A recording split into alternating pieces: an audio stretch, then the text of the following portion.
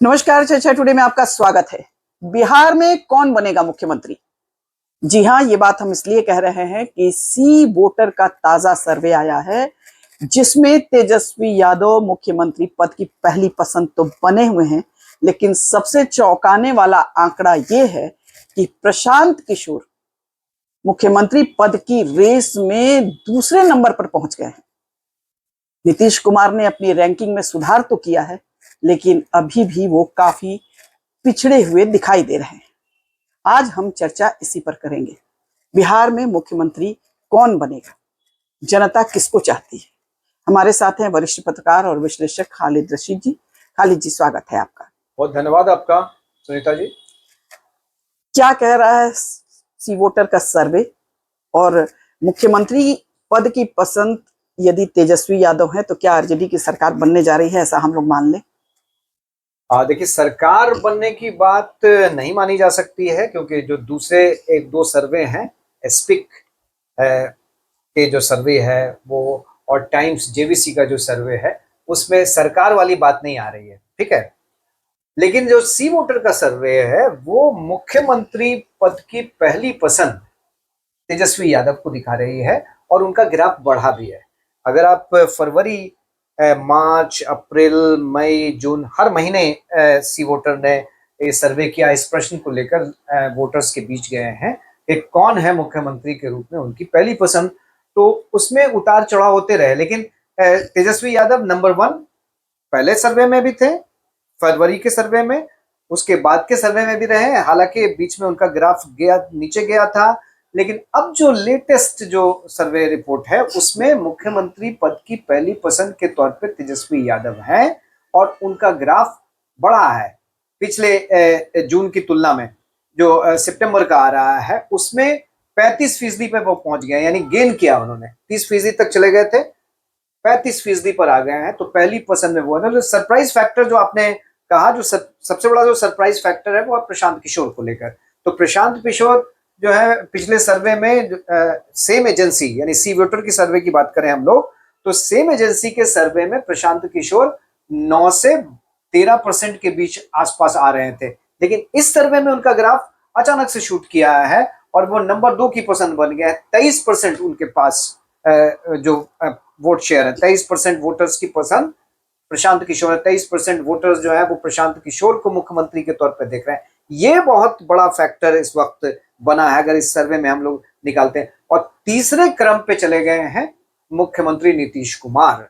ये जो एनडीए के घोषित मुख्यमंत्री उम्मीदवार हैं, यानी इस पे बहुत चर्चा हो चुकी है कि एनडीए का मुख्यमंत्री कौन होगा, तो नीतीश कुमार। एनडीए का मुख्यमंत्री कौन होगा, नीतीश कुमार। वो कंटिन्यू करेंगे, और मुख्यमंत्री नीतीश कुमार भी इस पे कोई समझौता नहीं चाहते हैं। पिछले जो कई डेवलपमेंट्स हैं उसमें हम लोगों ने देखा, उनका जो ग्राफ है वो 16% पे आया है ना। उसमें थोड़ा सा इजाफा हुआ है, लेकिन वो 16% पे है, यानी पिछले इसमें जो है वो 2% और कम हो गया है, तो उसमें भी कमी आई है।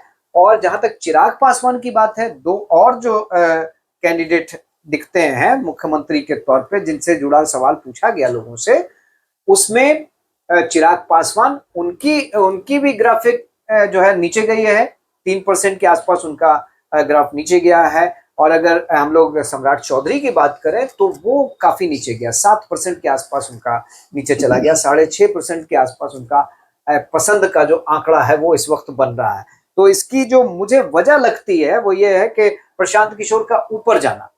तो हाल में जो उन्होंने जो विस्फोटक खुलासे किए हैं, सीधे सीधे लोकप्रियता बढ़ी है उनकी। उसमें जो है मुझे ये लगता है, मेरी जो एनालिसिस है वो ये कहती है कि हाल में जिस तरह से वो हमलावर हुए हैं, आरोपों की झड़ी लगा रहे हैं, आक्रामक तेवर दिखा रहे हैं, और लगातार टारगेट कर रहे हैं सरकार के नुमाइंदों को, है ना, एनडीए के नुमाइंदे, क्योंकि विपक्ष को वो इस वक्त कोई वैल्यू दे नहीं रहे हैं। उनको पता है कि विपक्ष के लोगों के खिलाफ अगर कुछ इस वक्त बोलते हैं तो उसका कोई मतलब नहीं होगा, कोई फायदा नहीं मिलने जा रहा है, तो वो जो है इस वक्त टारगेट कर रहे हो।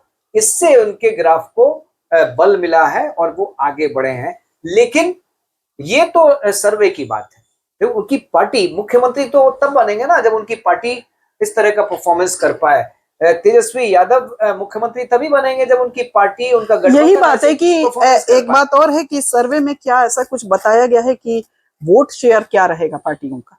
देखिए, वोट शेयर को लेकर इसमें इसमें चर्चा तो की गई है, लेकिन पूरी तरह से जो याद पे, मेमोरी पे हम ये नहीं कह सकते हैं। लेकिन प्रशांत किशोर को लेकर जो 10%। दूसरी पार्टियां, दूसरे जो एजेंसियां हैं जिसकी मैंने बात की, स्पिक की बात की, या फिर मैंने टाइम्स जेवीसी की बात की, तो उन्होंने 8% के आसपास उनको वोट शेयर दिया है। 8% वोट शेयर। लेकिन सीटें कितनी दी हैं?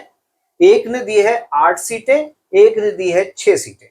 तो ये इस वक्त नहीं, एक यही बात है खालिद जी, इसी पर एक्चुअली हम लोग चर्चा करेंगे कि टाइम्स नाउ और जो जेबीसी का सर्वे है या स्पाइक का जो सर्वे है जी, दोनों सर्वे, मजे की बात यह है कि मुख्यमंत्री के पद की पसंद जो है उसमें तो तेजस्वी यादव सी वोटर के सर्वे में आगे हैं, या जो स्पाइक में भी तेजस्वी को आगे दिखाया जा रहा है, हालांकि परसेंटेज थोड़ा कम है। लेकिन मुख्यमंत्री पद की पहली पसंद तेजस्वी हैं, लेकिन सरकार एनडीए की बनती हुई दिखा रहे हैं। तो और दूसरी बात कि प्रशांत किशोर छलांग लगाए हैं, उनकी रैंकिंग सुधरी है, लेकिन उनकी पार्टी को 8-10% वोट शेयर ही मिलता हुआ दिख रहा है, और ऐसा अनुमान लगाया जा रहा है कि 8-10 सीटें ही मिलेंगी। ऐसे में ये कैसे पॉसिबल होगा, और आखिर जनता इस तरह से विरोधाभासी मूड क्यों दिखा रही है? ये एक सवाल बना हुआ है कि जनता का विरोधाभासी मूड क्यों दिखा रहा है, क्योंकि मुख्यमंत्री, जब आपकी पसंद मुख्यमंत्री पद के लिए तेजस्वी यादव हैं, तो फिर एनडीए के लिए वोट क्यों? और हम, मेरा जो मतलब एक अनुमान है खालिद जी, वो शायद ये है कि एनडीए के मुख्यमंत्री नीतीश कुमार, चिराग पासवान और जो ये क्या कहते हैं आपको, सम्राट चौधरी, इन तीनों के मतलब जो एनडीए को पसंद करने वाले हैं वो 3 भाग में बट गए, है ना? वो 3 भाग में बट गए हैं। एक चिराग पासवान को मुख्यमंत्री देखना चाहता है, एक मुख्यमंत्री नीतीश कुमार को देखना चाहता है, और एक जो है वो सम्राट चौधरी को मुख्यमंत्री देखना चाहता है। तो शायद परसेंटेज जो घटा है मुख्यमंत्री नीतीश कुमार का, इसलिए भी घटा है। और प्रशांत किशोर युवाओं की पसंद बन के उभरे हैं।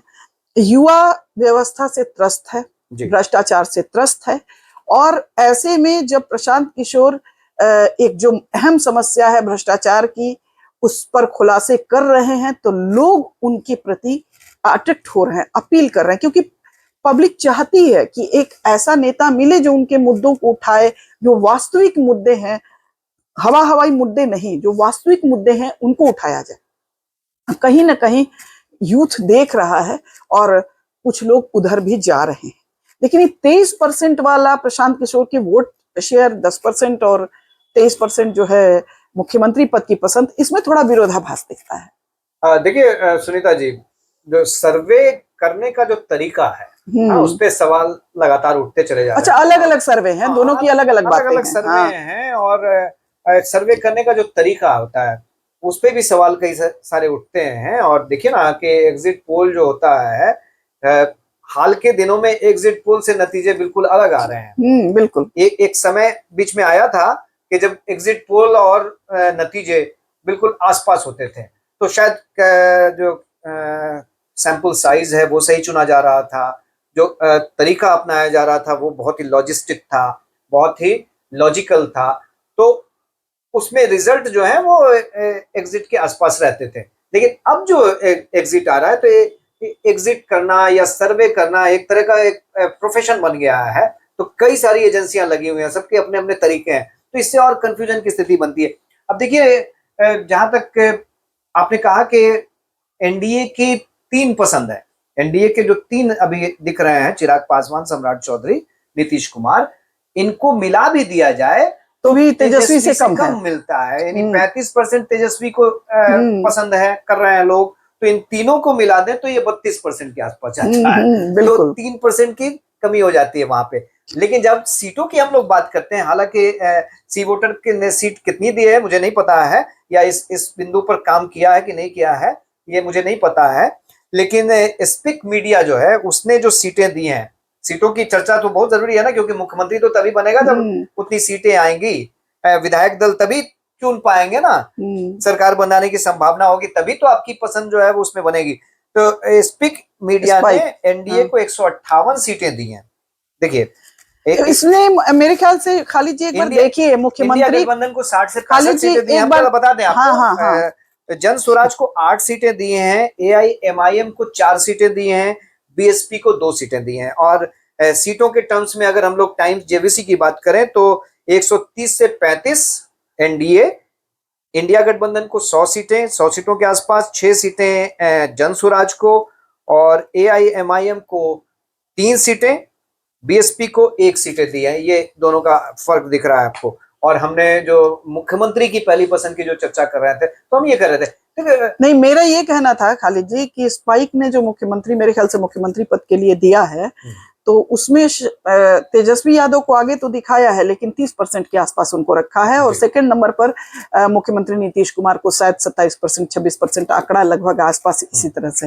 तो जिसमें वो एनडीए की जन स्वराज का प्रशांत किशोर है, उनका बहुत पीछे है। तो जैसे कि स्पाइक ने जो भारी बहुमत दिखाया है, तो उसमें मुख्यमंत्री पद की दावेदारी में भी जो परसेंटेज है वो फर्क है सी वोटर से उसका। तो इसीलिए अभी कुछ भी कहना मेरे ख्याल से जल्दबाजी होगी। अभी चुनाव की घोषणा होने के बाद बहुत सारे बदलाव होंगे, और एक अनुमान यह है कि प्रशांत किशोर अच्छा डेंट बीजेपी को लगा सकते हैं। अन्य पार्टियों से भी बच्चे, कुछ युवा जो है उनसे अट्रैक्ट हो रहे हैं, आ सकते हैं।